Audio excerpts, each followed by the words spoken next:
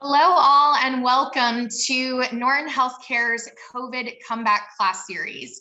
We hope that you are able to join us tonight for this exciting event. This is a kickoff to a series that is brand new in order to support those that have had a positive COVID test result and are trying to recover and make a comeback. Whether you are a new diagnosis or an extended one, tonight you're sure to learn something. Just a couple housekeeping things and then we will get ready. Tonight, this presentation is being recorded. We do ask that if you have any questions, please at any time put them in the Q&A or chat feature below, and we will make sure that our presenter is able to get to those later tonight. We will be covering and taking questions, so please submit them as you think of them, and then we'll have a Q&A session at the end. My name is Lauren Davis. I get the great pleasure of supporting our Norton Infectious Diseases Institute. Tonight, our speaker is from the Norton Infectious Diseases Institute. Our speaker tonight is Candice Gray-Cunningham. She is an APRN with us. Candice was previously an intensive care unit nurse, having issues tonight, for 8 years at Norton Healthcare Hospitals, but most recently at Norton Brownsboro Hospital. Candice did join the Norton Infectious Diseases Institute back in February, and her primary role has been in our long-term COVID care clinic, seeing patients who are recovering from COVID and helping them connect to resources as needed. Candice is an avid dog lover. She's a licensed dietitian and runner, and we are excited to have her here tonight. Tonight's session is titled, I've had COVID-19, now what? If you've had a positive test result, this is the place to start, and Candice is going to get us started tonight. Candice? Hi there. Like she said, my name is Candice. I am a nurse practitioner here with Norton Infectious Disease Institute in the long-term COVID care clinic, and I'm glad to be with you tonight. Our clinic opened in September of 2020. There are 2 locations, Norton Brownsboro Medical Plaza 1 and at Norton Pavilion. Since the clinic opened a year ago, we've seen 687 patients and 923 appointments. Most of our patients are female and the average age is 49 to 50 years. What is long COVID? This is a big question these days. There are evolving definitions, but it's most commonly accepted that there are 3 stages of COVID symptoms. Acute COVID is considered the first 4 weeks after an infection. This doesn't mean that you're infectious for 4 weeks, but it is expected for some people to continue to experience symptoms for that amount of time. Ongoing symptomatic is considered 4 to 12 weeks. And post-COVID or long COVID is actually when somebody experiences symptoms that continue for 12 weeks or longer. These are the patients whom we see in our clinic, and it's estimated that about 10 to 30% of patients with COVID will experience long-term symptoms. And some estimates go up to about 50%. As you know, we're still learning about the virus daily. And interestingly, there doesn't seem to be a correlation between the severity of the acute illness and the long COVID symptoms. Some patients report a seemingly quick acute illness with long symptoms developing later. We think long COVID is similar to post-viral syndrome related to other viruses like mononucleosis. After having mono, one may feel fatigued or experience other symptoms for 2 to 3 months after the acute illness.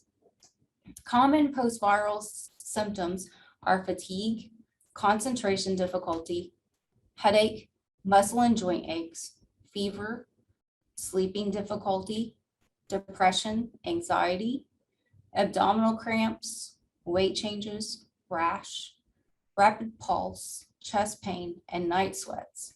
I suspect some of you may have been experiencing some of these symptoms. In our clinic, these are the most commonly reported symptoms. Nearly all of my patients do report fatigue. The other most common symptoms include shortness of breath, cough, chest pain, chest tightness, headaches, dizziness, brain fog, depression, anxiety, hair loss, altered sense of taste and smell, nausea, and diarrhea. In our clinic, we spend a great deal of time listening to our patients' symptoms and how they're affecting his or her life. The effect of the symptoms vary from a simple annoyance, like a favorite food that no longer tastes good, to completely life-altering.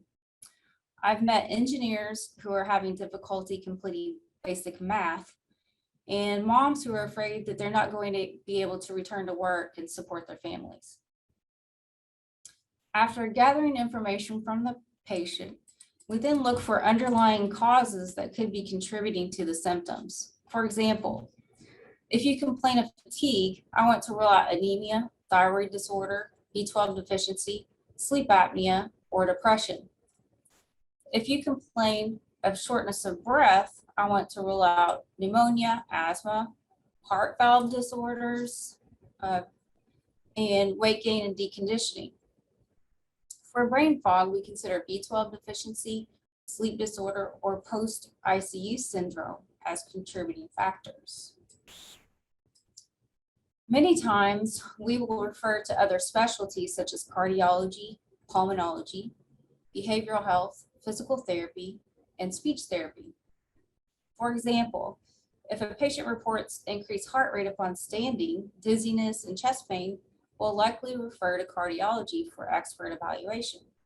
If a patient reports brain fog, we may refer to speech therapy.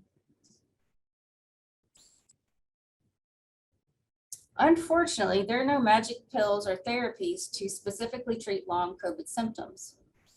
With my patients, I return to the basics of well-being to help guide them through their symptoms. We do all know these basics, but sometimes they get lost in treatment because they aren't quick, they're not easy, they require effort, planning, and consistency. Adequate rest, balanced diet, regular intentional exercise, stress and anxiety management are all the foundation of good health. I also add that there's a spiritual component for some people. It just depends on the perspective of the individual.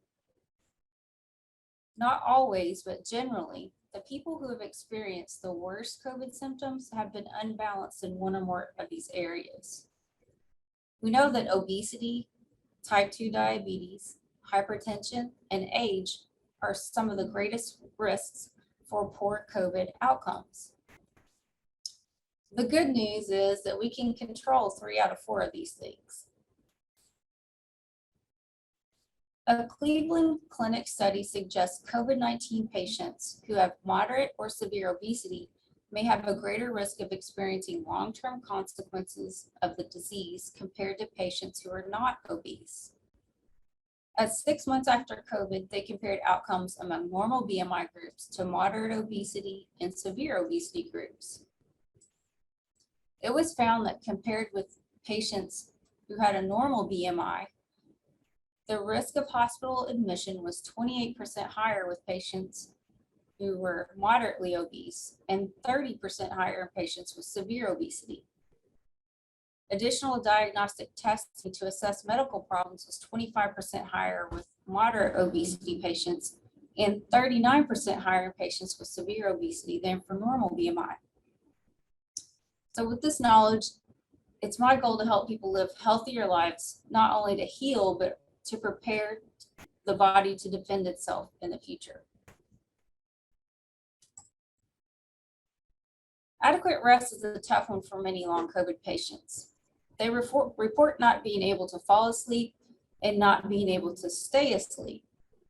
One author describes coronasomnia as a phenomenon of COVID-19 related sleep disorders, including insufficient sleep, poor sleep quality, insomnia, and disturbances of sleep-wake cycles associated with physical and emotional morbidity in the COVID-19 pandemic. It's still unclear how this affects the brain on a molecular level, but it has been well established that poor sleep can affect how well our bodies and brains perform. The first thing most of us could improve on is sleep hygiene. These are simple changes we can make to improve sleep quality and quantity. Things like setting a sleep-wake schedule, creating an environment conducive to sleep, avoiding screens before bedtime, and avoiding caffeine in the afternoon. Another important discussion I have with my patients is about sleep apnea. If my patients have been diagnosed with sleep apnea in the past, I want to make sure he or she is using their CPAP. If they're not using it, then we want to discuss barriers to using the CPAP and risks associated with untreated sleep apnea, such as hypertension, atrial fibrillation, stroke, and accidents. If risk factors for obstructive sleep apnea are present, such as fatigue, brain fog, snoring, obesity, hypertension, or airway abnormality, I'll discuss referral to sleep medicine for evaluation. Anxiety and depression can interfere with sleep patterns and lead to too much sleep or not enough sleep. I do encourage behavioral health evaluation for patients experiencing anxiety and depression. Medications such as diuretics and steroids can interfere with sleep, so it's important to review the medication list for potential contributors to sleep difficulty.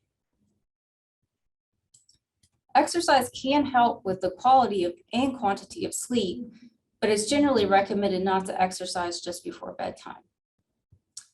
The American Academy of Sleep Medicine website is a good resource for more information.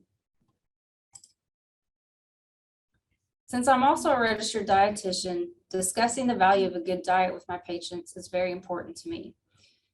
We have all been told to eat a balanced diet, but it's easier said than done. First, it's important to consider food as fuel or medicine for your body. We cannot expect our bodies to run well on simple carbohydrates and low quality fats.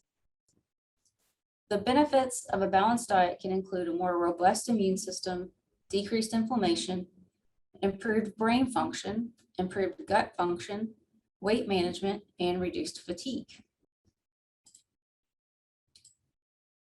A good guide for a better diet is the Mediterranean diet. It's not really a diet, but an eating pattern that's been shown to improve health outcomes.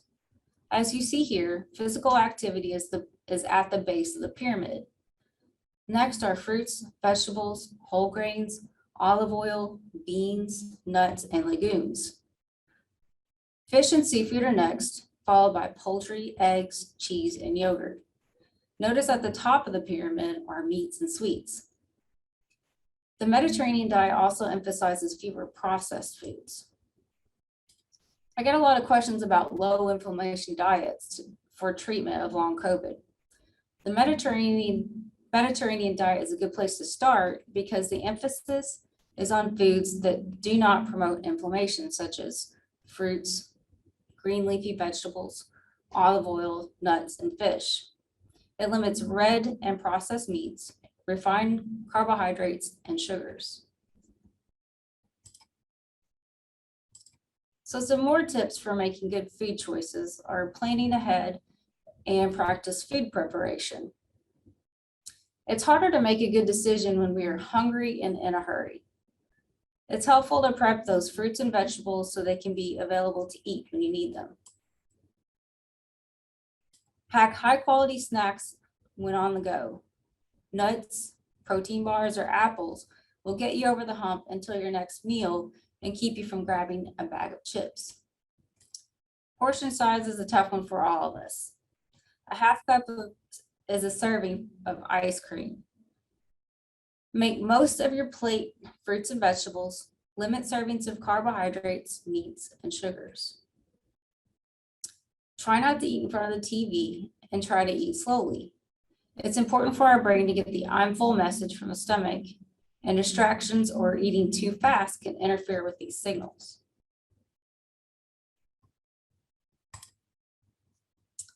Regular intentional exercise. This is another area that's difficult for many long COVID patients. They don't feel well. Many have decreased their activity levels significantly since COVID lockdowns began. Consequently, they are deconditioned. Some patients are scared to do any physical activity due to their symptoms. Again, I could go on for days about the benefits of regular exercise. Here are a few. Increased strength and stamina, increased energy, improved balance, decreased risk of chronic disease, improved sleep, reduced stress and anxiety, and maintaining a healthy weight. And what does intentional exercise mean? I call it intentional exercise because over the years, when I've asked, do you exercise? People have responded, yes, I fold laundry. Well, for some of you right now, this may actually qualify as an exercise. We're hoping to get to a point where you can set aside some time for exercise that raises your heart rate for a period of time so that you can build cardiopulmonary strength. Before beginning exercise, first, if you're unsure if you are safe, please ask your provider. Many of my patients experience palpitations, shortness of air, dizziness, or chest pain that can be very scary. Each of these cases needs to be evaluated individually to determine the cause of the symptoms and to consider risk versus benefit of exercise. Often we will refer to physical therapy. Physical therapists can guide a patient within the boundaries of his or her symptoms or injuries. Physical therapy has been at the forefront of COVID recovery. In fact, next month in the COVID Comeback series, you will meet Corey Malone from Court Physical Therapy, and he will share more about his role in helping people recover. When a patient is comfortable starting physical activity independently, I recommend starting somewhere and meeting yourself where you are. I have patients who vary from never exercising prior to COVID to marathon runners. It's important to remember that today is today and 2 years ago is in the past. You don't have to be our Superman here in the picture. However, you can borrow his enthusiasm to help you get started. If you start at 5 minutes of exercise, then you're exhausted, start there and continue to build to 5 minutes twice a day, and so on. Choose an activity you enjoy and can stick with, like walking, yoga, chair yoga, tai chi, swimming. Involve a friend or family member to make it more fun.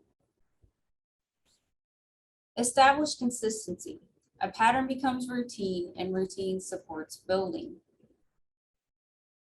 Keep a journal to recognize trends in activity versus how you feel. If you do a 15-minute walk, go to the grocery, and have a meeting, then you're completely wiped out. Spread out your activities a little more. Many people report a cyclical component in fatigue symptoms. They may feel well one day and try to catch up on all the things they haven't done and then be exhausted for 3 days. You may need to adjust your expectations as well as your activities.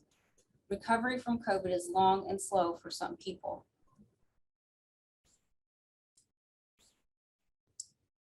Stress, anxiety, and depression are a huge component of my discussion with long COVID patients. Everyone has been affected by the challenges of the last year and a half. My patients are also feeling bad, wondering if they'll ever get better, facing financial issues related to job losses, and feeling that no one understands their symptoms or how much the symptoms have changed their lives. It's important to learn to manage stress and anxiety because when unmanaged, they can lead to poor concentration, feeling overwhelmed, mood swings, irritability, depression, low self-esteem, use of alternate coping tools like alcohol or food, and physical symptoms like pain, nausea, dizziness, or increased heart rate and poor sleep. To help manage stress and anxiety, take care of your physical body through adequate sleep, diet, and exercise. Practice deep breathing and meditation. Avoid taking on too many obligations. Seek help through friends, family, and professionals. And focus on a positive attitude. Gratitude can take you a long way. In my office, it's quite common to refer patients to behavioral health. While not everyone wants to speak with a therapist, most patients who do are glad they did. Also, many employers offer a free employee assistance program that can provide some counseling. So what are 3 ways you can boost your immune system? Adequate rest, balanced diet, and exercise. What diet is a good guide for healthy eating? That would be the Mediterranean diet. And what is an important point to remember when beginning exercise? Meet yourself where you are, start slowly and build. So these are some common questions I get in the COVID clinic. How long will my symptoms last? Well, we don't know exactly. A typical post-viral syndrome lasts 2 to 3 months. In my office, I've observed that most people feel much better by 6 months, but I also have patients who are 8 months, 10 months, and 12 months who are still experiencing symptoms. Most people who continue to experience symptoms at a year, for example, had pre-existing medical conditions. Will it ever get better? Yes, I think most people will recover. I cannot make any guarantees because we're still learning every day about this virus. I do think it's possible for a very small subset of the long COVID population to experience lifelong symptoms, but like I said, I think it will be very small and time will tell. No, you're not crazy. We can test and test. It's common for all testing to be normal, even when you are clearly experiencing symptoms. Unfortunately, we can't explain all symptoms are happening, but there are theories and most of them are related to an inflammatory process. What about taste and smell? Altered taste and smell usually resolve in a month, but can last 6 months to a year.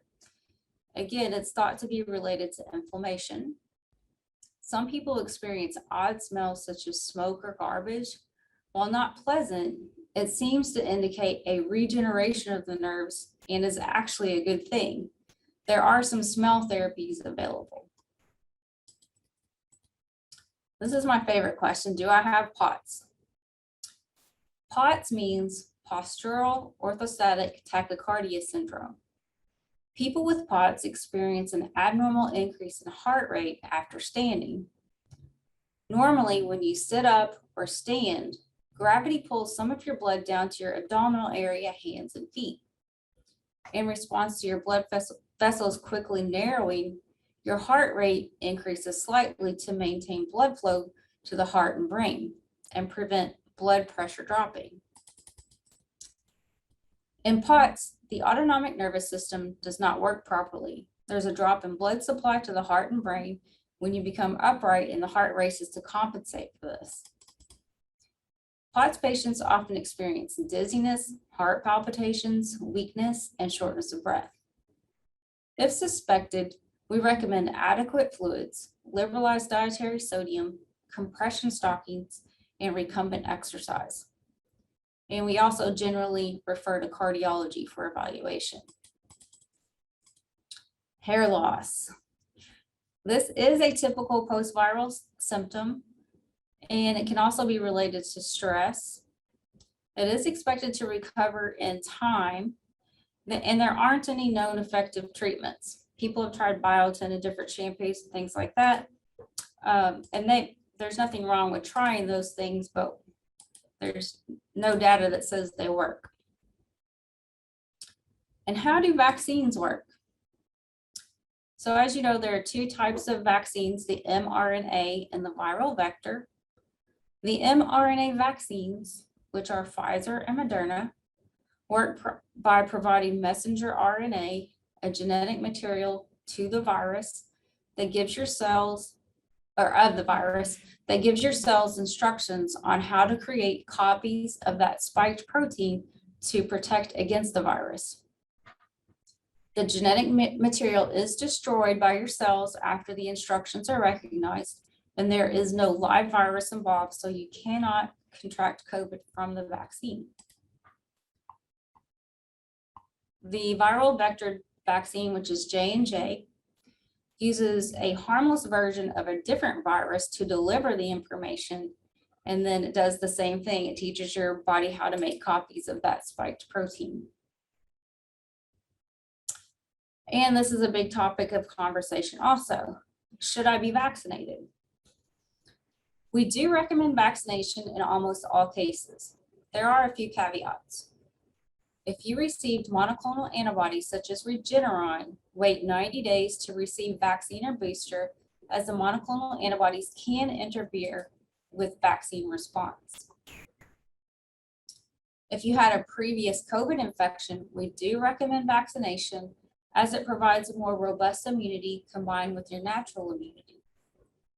A study conducted in Kentucky between May and June of this year found Kentucky residents who were not vaccinated had a 2.3 times the odds of reinfection compared to fully vaccinated. If you're having long COVID symptoms, yes, you should be vaccinated. In fact, about a third of patients report feeling better after receiving the vaccination. There are two reasons not to receive a vaccination. One is a previous anaphylactic reaction to an mRNA vaccine, which essentially in this case means the first dose of an mRNA vaccine, because this is the first type vaccine of that type that's been given. So if you have an anaphylactic reaction to the first dose. And the second reason not to be vaccinated is if you have an allergy to a component of the vaccine, and you can see the ingredients on the CDC's website if you have questions about that. What about heart problems after vaccine? Myocarditis and pericarditis have been associated with the mRNA vaccines, which are the Pfizer and Moderna.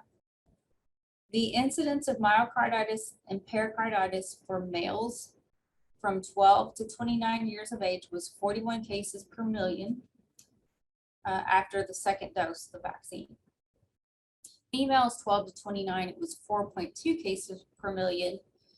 And among males greater than 30, it was 2.4 cases per million.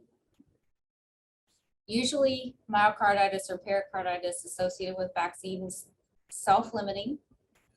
And it's important to remember that you are also at risk for these conditions after a viral infection like COVID. What about blood clots? Blood clots, particularly cerebral venous sinus thrombosis, has been associated with the J&J vaccine. And there have been 3 cases per million overall. And the group where there have been more are females 30 to 49 years old, and that's been 8.8 cases per million. So there's a chance, but the statistics are on your side there. What about boosters? Currently, we are administering booster for Pfizer recipients 6 months after their second dose within certain groups. So if you're 65 or older, 18 or older, and living in long-term care settings, 18 and older who have underlying medical conditions, or 18 and older who work or live in high-risk settings. Moderna and Johnson & Johnson boosters are currently under review for booster authorization. What are monoclonal antibodies? They are antibodies which are made in a laboratory to fight a particular infection. They bind the spiked protein to help prevent the virus from infecting human cells. We do offer monoclonal antibodies. Regeneron is the current version. And the infusion is administered within 10 days of symptom onset to those at risk for hospitalization. And that group includes older or equal to or older than 65 years, people who are overweight or obese, pregnant, chronic kidney disease, diabetes, people who are on immunosuppression, cardiovascular disease or hypertension, chronic lung diseases, sickle cell, and neurodevelopment disorders. So if you need to be evaluated in our clinic, we suggest having a positive COVID PCR test or an antibody test. A subjective diagnosis is acceptable prior to common testing availability. We see patients who are experiencing symptoms at least 8 weeks after the acute infection.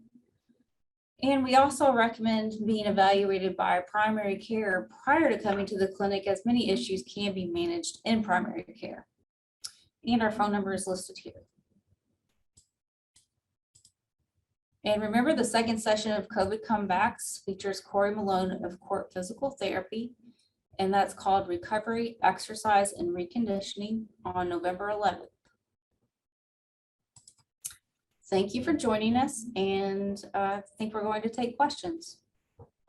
Absolutely. Thank you so much, Candice. Obviously, a lot of information to cover. And like you said, things are changing all the time. I will let the audience know we did record everything tonight. And so if there's a section that you got a little glazed over with all the information, you want to go back and review Candice's great notes and tips and tricks, we will share the recording of this on our Norton Healthcare YouTube channel. So you can go back and re-review or share it with a loved one if there's a section that you'd really like to re-review. We do have a few questions in the Q&A portion. I'm going to stop the share of the slides for just a second, Ms. Candice. Okay. There are a few that are specific to a few things that you said. So you may have covered these a little bit, but if there's anything that you'd like to expand, I think it's worth throwing them out here. We have someone who asked a question about any recommendations for what to do for a lower heart rate. I was in shape and an avid exerciser prior to my COVID, but now my heart rate shoots up to 130 when I'm even just brushing my teeth, or a resting heartbeat that is out of normal. Are you seeing this in the clinic? And is there anything that we've seen trending with this as it relates to kind of spikes in heart rate? We certainly do every day see patients with increased heart rate with what seemingly is minimal activity. And if you're not having dizziness or pre-syncopal episodes or chest pains or anything like this, it will likely resolve. Now, if it's causing other symptoms, you might want to see a doctor about having a Holter monitor to be evaluated to make sure you're not having any dangerous arrhythmias. But it is a very typical symptom that we're seeing. It is a typical post-viral symptom. I will say, just as a follow-up, last week, our specialist with Norton Heart and Vascular Institute did a follow-up session on COVID in your heart that was really around heart arrhythmias, what we're seeing in those post-COVID. So that might be a great supplemental for anyone who's interested in how COVID and your heart are interacting, or if you've had a heart attack or heart disease. We answered quite a few questions as it relates to COVID. So that might be a good ancillary. You can find that on YouTube under Norton Healthcare's channel to check out that additional information around your heart. Another one is coming, Candice. I'm struggling working a full day. Have you had patients successfully negotiate with their employer to break up the workday or medically recommend going back part-time? I know this is out of the kind of the clinical scope, but as the long-term COVID care clinic kind of handles the whole patient, wondering if you have any suggestions for managing work as people are trying to recover from COVID. It really depends on your employer. Some employers are able to find either different positions or different scheduling for patients to help manage cutting up their work schedule. And then some employers say if you can't do the job, then you need to do FMLA or something like that. So it depends really on the employer. Gotcha. We have another one that's come in. You did touch on boosters and the vaccine a little bit. I was vaccinated when I contracted COVID. Should I get the booster? Yes. As long as so like I said, the Pfizer is the one that's currently being given within certain parameters. The Moderna and the Johnson & Johnson are still, that's still being looked at to determine what the plan is going to be for those. But with Pfizer, yes, 6 months after. Okay. You did touch on hair loss. We have a question on hair loss being an issue for someone. Do you have any recommended vitamins or supplements that can aid or slow down the hair loss that I'm experiencing post-COVID? Nope. That is one of those things that just takes time. You do, and obviously make sure you have a good diet. You can take a multivitamin just for support, but I don't think it will actually make your hair return faster. Okay. Another one is about testing positive. Can I still test positive weeks later, but not be contagious? Yes, you can test positive for up to 90 days and not be contagious. Again, if anyone has any additional questions, now is the time to put them into the chat or the Q&A, and we'll try to get to them. Candice, I feel like we've touched on a variety of topics, so this is a great starter. As you mentioned, our next session will be next month. They're always going to be the second Thursday of the month. So the next one is scheduled November 11th from 5:30 to 6:30. It will be a virtual class again. And our partners at Court Rehab are going to cover recovery, exercise, and reconditioning. So you mentioned how important exercise and getting back active is important, but sometimes that's always hard for us. How do we get started, especially if you're feeling winded or not great in your COVID recovery?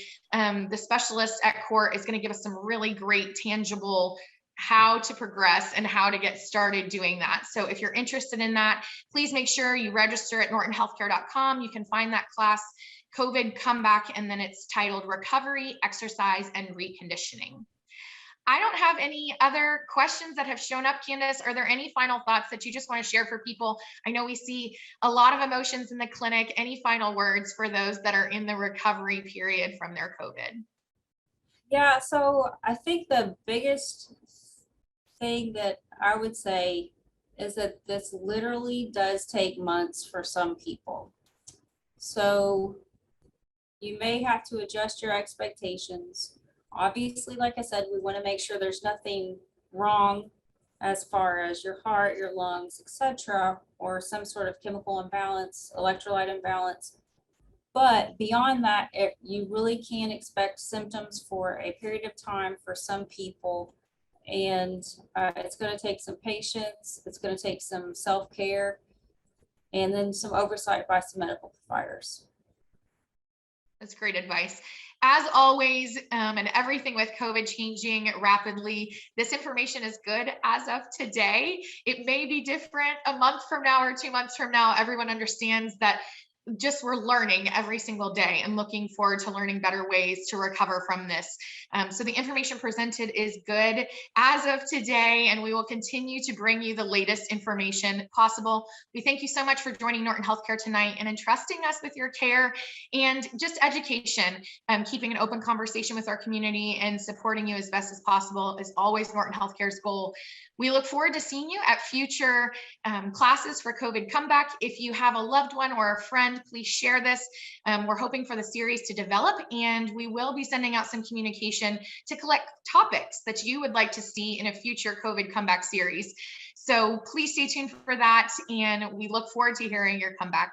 Thank you so much on behalf of Norton Healthcare, the Norton Infectious Diseases Institute, and all of us here. Stay safe, and we look forward to seeing you next time.